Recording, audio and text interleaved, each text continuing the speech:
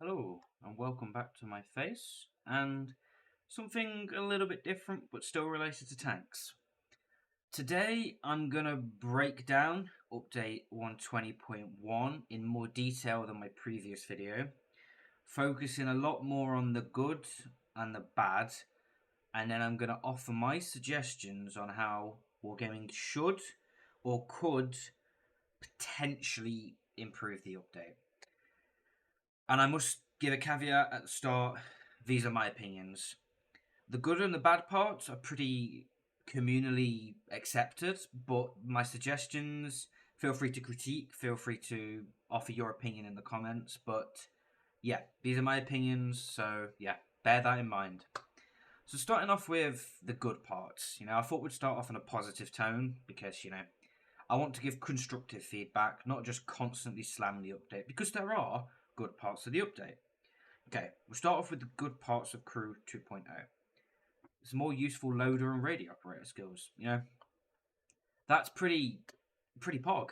Not gonna lie, you can't really go wrong with having a better distribution of skills across the crew members because it kind of reduces stress on certain crew members, i.e.,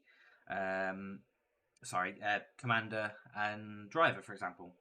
So spreading it out across the radio operator and the loader, that's really nice. With firefighting becoming a one crew member skill on the radio operator, that's a really good update. Well done, Wargaming. Skills being active from 1%, that's good. I like that. Some people are a little bit split in the middle about that, but for me, I'm pretty happy with that. I think that's really good. It felt like a punishment to train, camo for it not to be active from 1%. So, very good update. I'm very happy with that.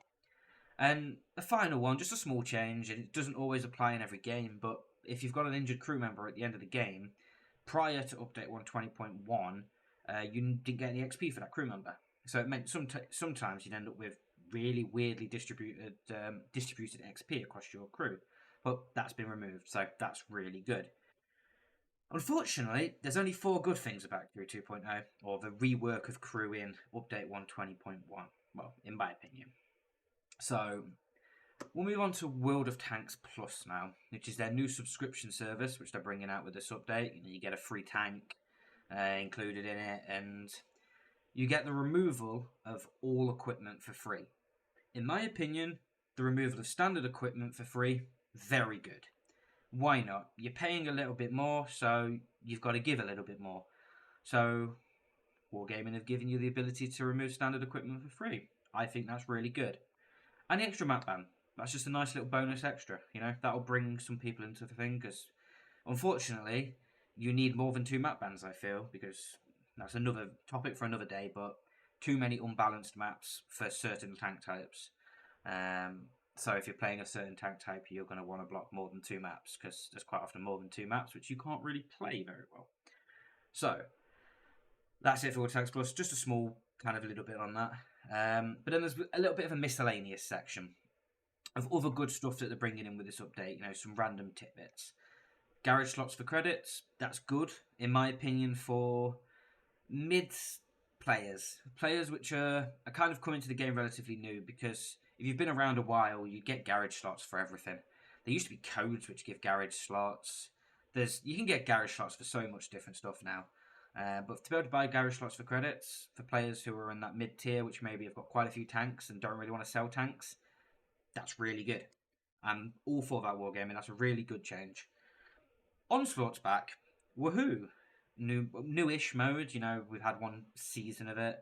It basically looks like it's the ranked replacement. Doesn't look like the old format of ranked is coming back. And this looks like the ranked replacement, which I'm all for. It's good. I'm going to do a separate video on Onslaught, and I'll release that on the day that it comes out. So I'll basically tell you what tanks I recommend, how to play, what to go for. That's my idea with that. New line of tanks. Well done, Wargaming. Keep bringing it out. We need more than 2 a year, in my opinion. Ideally, we've got to be talking 3 lines a year minimum. But cool, I'm happy with that. They're a little bit, I'll get onto that in a second, but nice. It's a new line of tanks. It's like diversity. Adds something new to the game. That's good. I like that. And this is something which is the back in action progression is something that's not entirely confirmed yet, but it is in the patch notes. So not many people I've seen who've discussed this yet. So I'm going to do a separate video on just the back in action progression when we know a little bit more about it. But it looks like it's going to be the replacement for the daily missions that you get. For everyone gets them, you get those free, and then if you've got premium, you get that extra one. It looks like it's going to be the replacement for that. And it looks like it's an easier progression system, and it's looking like it's going to give blueprints, discount all the way up from tier 6 to tier 10 tanks, the ability to buy tier 6 to tier 10 tanks for free, as I understand in this early stage, as it was on the common test. And yeah, it looks like it's going to be giving a lot more diversity of stuff rather than just the stuff which you can get from the current mission progression, which I'm all for. That looks like a really positive change, especially for newer players, being able to get discounts on new lines, on lines which they want to go up. I think that's a really good change in my opinion. So hopefully we see a little bit more about that in the coming weeks. And yeah, I have good opinions on that so far. Right, let's do the bit which everyone else has done, but I feel like I'm going to give my little twist on it. The bad parts of Update 120.1. Okay? Starting off with Crew 2.0, which unfortunately there is a long list of it, because it is a really, really, really bad update for crews. There's a lot of imbalance now in the amount of crew skills you need for each tank class. You know, you're talking Manticore. It's a person crew. They need like 14 skills to be competitive, or at the same level of competitive as they are currently. So that's just pretty screwed. And you've got crews like the Mouse, which has got a ridiculously big crew, where that's going to be less stress on those crews because you can spread it out. So, you know, and they've got 2 radio operators, so you can train half the radio operator skills on one, and on the other half. It's just a lot of imbalance. It's just going to make a lot of tanks really, really high pay to play. Manticore, STRV, they're the ones I can think of off the top of my head with a 3-person crew. So it's really unfortunate. It's really bad. So in my opinion, something needs to be done to rework that. I'm not sure how to rework that. But I'm sure if we came together as a community, we could potentially think of some ways to rebalance that. I don't know whether that be tanks with smaller crews get faster XP progression, which would help with training more crew skills, but you'd have to work out the coefficient of how much more XP they'd have to earn to be able to do that. But then you've also got the issue of moving those crews out of that 3-person tank into a tank with more crew, which it kind of creates an imbalance. So maybe it just be in that tank they get a crew XP buff. So I don't know. That's maybe an idea which I've just come up with off the top of my head. But I think that's something that needs to be discussed, and we need to think of a way to suggest to Wargaming how to be better, which I'm trying to do here, really. Moving on to some of the skill combinations. There are a lot of overpowered, reworked, and new skill combinations. You can combine the critical hit skills to now get a 19.72% crit rate. That means in 5 shots, you're going to hit an internal crit, which is insane. If you're talking tanks like the Char MLE, the new Tier 9 light tank which came in the Christmas boxes, that thing fires 6 shots in its clip. It fires 3 in a very quick burst, and then 3 in a very quick burst. You're going to be doing a guaranteed crit every clip, if not more if you roll high on the crit rate. That's insane in my opinion. That's just going to break tanks like that, and they're just going to be fires, ammo racks every single time they clip if they know where to aim. That needs reworking, that needs changing. Whether that be you have one crit hit skill, but you can't have the other. You've got to have some way to stop these combinations happening. You know, moving on to some of the camo skills, you can combine the camo skills now to make pieces of equipment that were once essential on light tanks, like the low noise exhaust, essential on Manticore, EBR, any light tank to be competitive. You can now combine your camo skills to literally make it obsolete. You can get more camo with the new crew skills than you could before with the low noise exhaust and all the maxed out crew skills, which is screwed because it basically makes low noise exhaust a complete obsolete item now, because you can get the camo rating so high that it's just not needed to get it any higher than what you can get it with the crew skills. That's not right. Something needs to be changed to lower the ability for people to get camo, because it's the combinations which are the issue here. You know, you can't just have one and then have make low noise exhaust. Obviously, you need all of the camo skills, and it makes it just obsolete, which is broken in my opinion. And the vision skills. This, in my opinion, is probably the most broken skill combination. You can combine skill combinations, vision, light tank, all these kind of crew skills, and you can now light enemies for up to 16 seconds. So you can be lit if you get spotted by an EBR with maximum crew skills for 16 seconds. You are lit for 16 seconds. That is insane. That is 4 seconds longer than what I believe you can currently get if you're running radio, that radio operator, that piece of equipment. That's insane. That should not exist. That's going to break maps. You can just do a YOLO run in an EBR and tanks are spotted for 16 seconds. If you survive, they're spotted for 16. It's broken, in my opinion. That needs to be changed. I don't know whether that's a removal of that, the skill which basically extends the time people are lit for. I don't know. Something needs to be done to fix that. There are too many mandatory skills. Talking about these combinations, those combinations have practically become mandatory, which has made there too many mandatory skills. Whereas previously, you only had 4, maximum 5 mandatory skills. We're talking Brothers in Arms, repairs, camo. I'm going to talk from a perspective of a light tank here. Camo, and then you've got maybe snapshot, and you've got some of the vision skills. It's gone from 4 to 5 to, like, sometimes on some tanks 8 or 9, sometimes even 10 mandatory skills. That's just insane. You're not going to be competitive until you've got all those mandatory skills, and you're going to be having to fight against people who are going to have all those skills, which just makes it just a significant imbalance. It's just not fair, and it's just very broken, in my opinion. And we were talking about the increased ceiling. There's the amount of crew skills now required to be competitive has gone from, well, I've put here 7 skills to 9. So I'm talking competitive as in the amount of crew skills you're going to try and have on your best tank, i.e. Chieftain 2790 if you're playing Advances, Global Map, and all of the competitive stuff. You've gone from 7 skills to 9+. That's stupid. That's just pay to play. That's just completely wrong. And I talked about it earlier. Tanks with small crews are impossible to make as competitive as tanks with larger crews. The Manticore, STRV. I won't talk too much on that because I discussed about that in the balance of crew skills. And I think this is the biggest part. And, you know, QB's gone on about it. He's made a video, Killing the Future of World of Tanks. And this is the bit which references towards that. It's impossible for new players to compete with existing players. Whether those existing players are 5k DPG gamers or one-shot game people, they will have a significant advantage over the newer players, and it will be apparent they have a significant advantage. You can tell in the current game when an EBR is not set up correctly. For example, he's not running the right equipment, he's not got the right crew skills. That's going to become apparent on every tank now.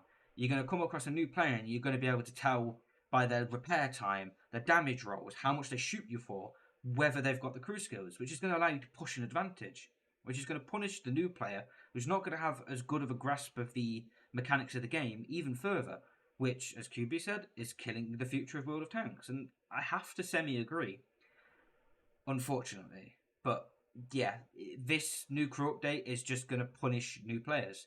And look, Wargaming, I know you want to milk your existing players for every single penny they have left, but in my opinion, you can make so much more from this game by just making the new player experience so much kinder to them. And I'm going to make some suggestions to that, which hopefully, and I pray to God, somebody at Wargaming sees this and just takes it on board. You know, I've already rambled for 14 minutes right now, but just please, just listen to the community, because we're giving you ideas. We're telling you what you're doing wrong. You don't need to sit down and have all these big board meetings and go, what are we doing wrong? We're telling you what is wrong in your update. All you need to do is listen. And I pray you just stop and listen. That's all we ask for. Anyway, less of my ramble, because I can rant. Move on to the bad bits of World of Tanks Plus. The removal of Bond equipment for free. That is ridiculous. Bond equipment used to be this piece of equipment that you'd put on your best tanks, your most meta tanks, your favourite tank.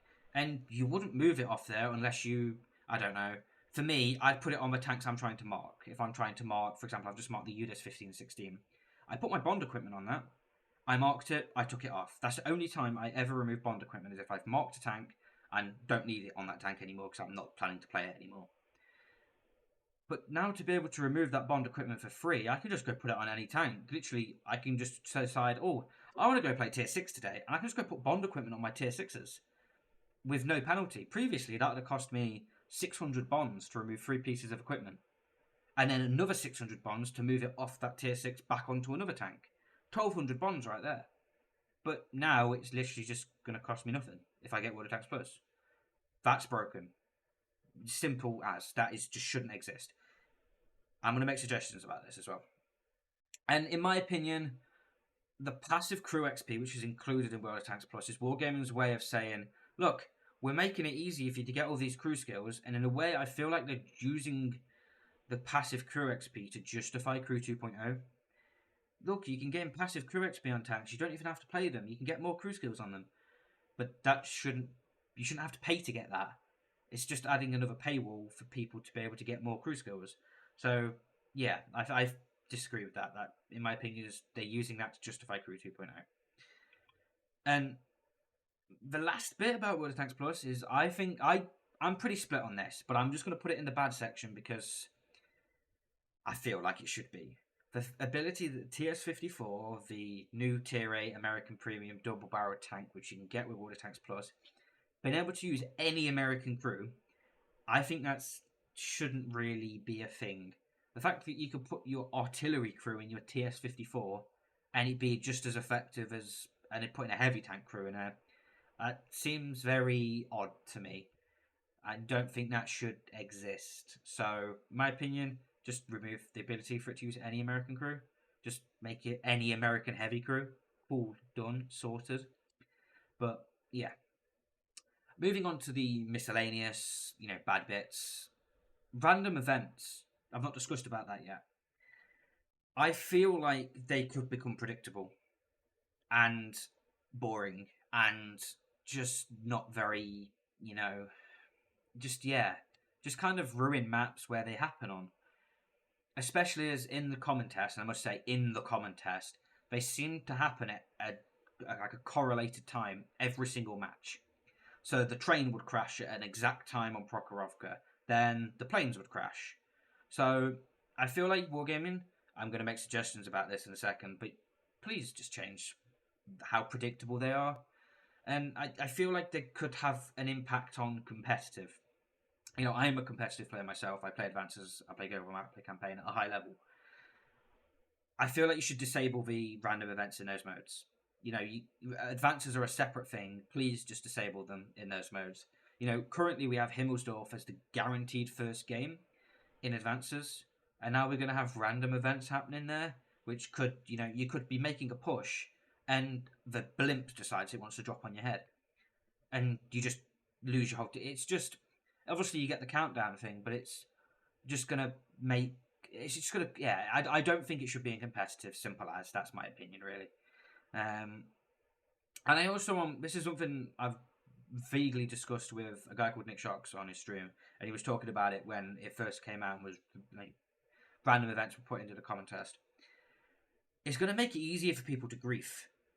If, when you queue into a game and you've got people which just say, oh my god, lost game, and then they'll go and, I don't know, sit at the back of the map. If there's queue into a map with a random event, couldn't they just go sit underneath the random event and die? How do we, we can send a ticket into Wargaming and you have to go through the whole ticket thing. I feel like there should be a new way to be able to prevent that abuse. I don't know whether that's a new reporting system, which I hope they're in the works, because the current reporting system we have just doesn't work. It's just a pure coping mechanism. But we need a new way to be able to report abuse. You can report it as a ticket under physics abuse, but yeah, I don't know. I feel like we need a new way to be able to decide whether people are griefing or whether it's a complete accident. I just briefly hinted at this earlier. My opinions on the Japanese TDs. I feel like they're pretty boring. to play against and to play. They seem very similar to the the German TDs, the Jagdpanzer 3100. They're just pretty much a copy of that. So, you know, take that as what you wish. There might be your favourite line of tanks, and cool, you've got something similar. You're probably going to like this line. But it's basically just like they've copied it and badged it as Japanese. Feels a bit lazy. But as I said, I'm not going to complain too much. It's new tanks. It's a bit of diversity. I'm happy with that. So moving on to this section, I'm gonna, I've just spent 10 minutes slating the game and saying what's good about the update. I want to make some constructive suggestions right now to hopefully what Wargaming can listen to, the community can latch onto, and build upon them and evolve them into something that's actually valuable, and hopefully they listen to. So I'm going to make some suggestions to crew changes first of all. In my opinion, as I said, all of this is my opinion. As I said at the start, please take this as my opinion. I feel like if they were to make each crew skill a base XP amount rather than exponential, because at the minute it's I can't remember off the top of my head the exact amount, but you got X amount for first skill, X amount for second skill, third skill, so on, so on, so on, so on, and it ramps up exponentially. But I feel like a new way, if you want to add more crew skills which are mandatory, make the crew skills easier to get. Because currently in the current system, as how they're putting it in, it's got the same exponential rate to be able to get those crew skills. However, I feel like if you were to make it a base amount, it makes it a bit fairer. In my opinion, these are just rough amounts that I came up with very quickly at the top of my head, very late on at one night. In my opinion, for the first two skills, make it a base amount of 50,000 XP. Once you've completed that and you're moving on to your third skill, to the fifth skill, I feel like it should cost 150,000 XP. And then from 5 skills to the maximum amount you can get, I feel like it should be 200,000 XP. That is currently a considerable amount less than it would cost right now to be able to get your 6th skill, for example. But they're introducing so many new mandatory crew skills that I feel like this is a way to be able to rebalance the ability to get those crew skills, and it's something I've not seen suggested yet. So I thought I'd add my 2 pence in and suggest maybe a base XP amount rather than an exponential XP amount, which, in my opinion, if they were to do this, they can introduce as many crew skills as they wanted to. This makes it easier to get. And obviously you can rework the amount of crew skills that somebody would get based on the amount of XP that crew already has. So if they've got 6 skills, they could get themselves, currently they can get themselves potentially 9 skills in this new base XP system. So I feel like that could be a way to rebalance it. Somebody could cleverer than me could probably do the maths and run a formula on the average amount of crew skills that people currently have in the game and work out the amount that it should be for each base XP amount. There's probably a formula which somebody could create for that, but I'm not mathsy enough. So that's my suggestion on that. And then I feel like another way you could rework this and stop the power creep and stop people being able to just max out their crews and just spend £25,000 and get a 15 skill crew. Cap the amount that each crew member can train. I don't know whether that be to 8 or 9. And they've got 3 essential ones. We're talking Brothers in Arms, Repairs, Camo, which every single crew member can train. And then we're talking 6 potentially of each for each crew member. That's 9 each. Just cap the amount that each crew member can train to 9. And rework the base XP amount, and I feel like you're in a pretty decent area there. But that's my opinion. And as I talked about this earlier, I think they should rework the skill combinations they've currently put in, so the new skill combinations and the reworked skills, to basically make overpowered combinations not be able to exist. I don't know how that could be done, whether that be basically giving you a choice of between vision or camo or critical hit skills, but some way to basically stop you being able to choose both. That's my opinion. Moving on to Wartanks Plus, please just remove the ability to remove bond equipment for free. I hinted at that earlier. That's my only suggestion for that. I'm okay with World of Tanks Plus going in, providing you remove bond equipment for being able to demount it for free. That's basically my only suggestion for World of Tanks Plus. Oh, and also, I do hope they add more tanks down the line. So keep World of Tanks Plus at the same price, but just add new tanks every 6 months. So if you're subscribed to World of Tanks Plus from the start to the thingy, maybe after 6 months you get yourself a new tank. I don't know, something cool like that might be making it a little bit more incentivizing. You get yourself another tier 8 premium, which is slightly different. or maybe a tier 9 premium. I don't know. That would be kind of nice. And miscellaneous changes. Make random events not a guaranteed entity in every game. I fear that currently you could queue into a Prokhorovka game in update 120.1 and it's just going to be, there's just going to be random events. You can have all 3 random events happen in that game. And I feel like you should just not make them a guaranteed entity. You might queue into a Prokhorovka game, but there might not be any random events happening in that game. You might get just the train crash. The plane might just crash. You know, something just to make it random, because otherwise it's going to be very predictable. You're going to go to the hill and you're going to go, okay, cool. With 2 minutes till the plane crashes, I just won't push till the plane crashes. So it's, I feel like you just need to make them random, as well as the time that they happen. Because currently, as I said when I hinted at it earlier, they seem to happen at 2 minutes in. It starts a chain of events, which basically starts it all. So I feel like you should rework the time that it could happen. You could have it happen in the last 30 seconds of a game, and it could completely change the game. So I feel like you should just change the times that it happen, completely make it random. And I feel like you've got quite a cool little addition to maps there if you do that. But, yeah, as I said, just my opinion.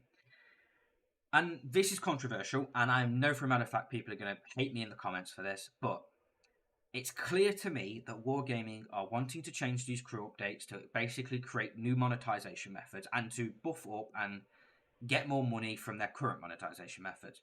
But I've come up with an idea that, you know, if they make some changes and make the monetization, which they're currently trying to implement through this update, less aggressive, they're going to be looking for new monetization methods. So I thought, why not suggest some? And feel free to just completely hate me for these. I'm okay with the hate on these, but please make it constructive. Don't just call me names for no reason. I am a human. But I feel like they could sell 0 perk crew members either for a gold amount or a base just money amount in the premium store. I suggested 5 Great British pounds, $6.20, and €5.70. That's based on the exchange rates when I did this, but I feel like that's a relatively fair amount for a 0 perk crew member. I don't know, maybe slightly high, but it's a new monetization method and people would buy them because 0 perk crew members basically get a bonus to XP because you get a free crew skill, so it's quicker to train them up. That's one suggestion. Then we currently have in the game removable crew skins. Some people might not even know we have removable crew skins, but it's something that we do have.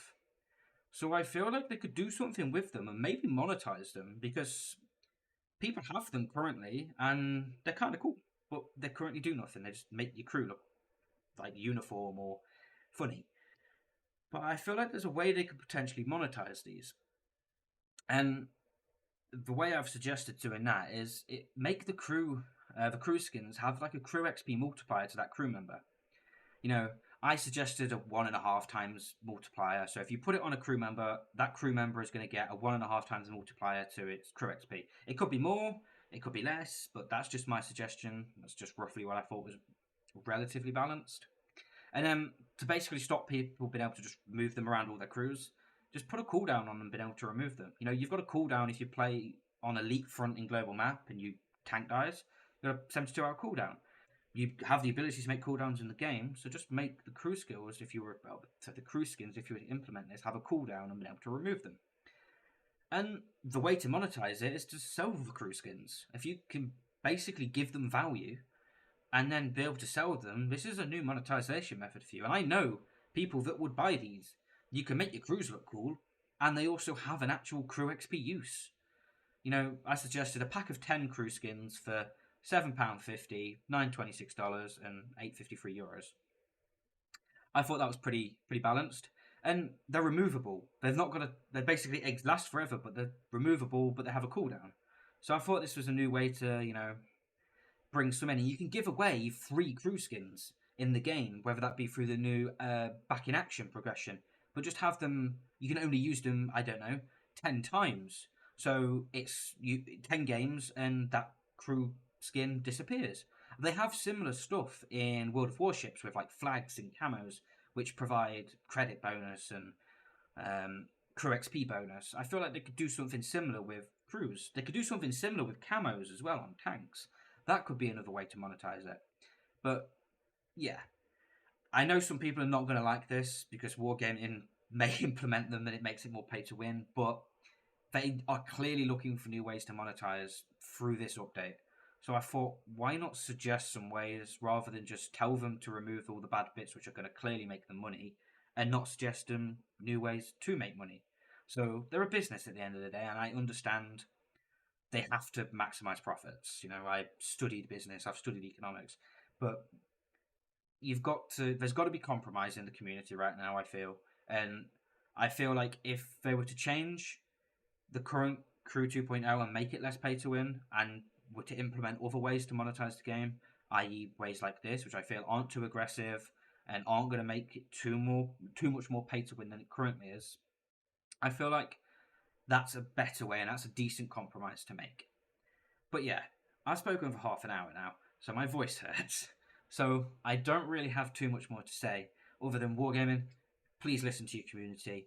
We have so many suggestions. We have so many good ideas for you. We're telling you what you're doing wrong. All you need to do is sit down with us and listen. You have a direct access to the community through your content creators. Please sit down with your content creators who have a decent idea of what the community wants and what the community doesn't want. Please just sit down with them and come up with a compromise and communicate to us what you're compromising on. Not just renounce that you're updating the update and what's changed. Keep us updated. Tell us what you're going to change. That's all we want to know. But other than that, that's me done. Feel free to take this as what you wish. It's a slightly new thing for me, talking off a document and talking, just literally staring at myself. It's something new for me. But yeah, keep watching the campaign videos. I've got a couple more of those to come out. And then we're on to advanced videos, gifted. Yeah. And don't forget to like, subscribe, and please tell me what you think of this video in the comments and this style of video, because I'd love your feedback. But other than that, that is me done. So I shall see you all soon. Bye.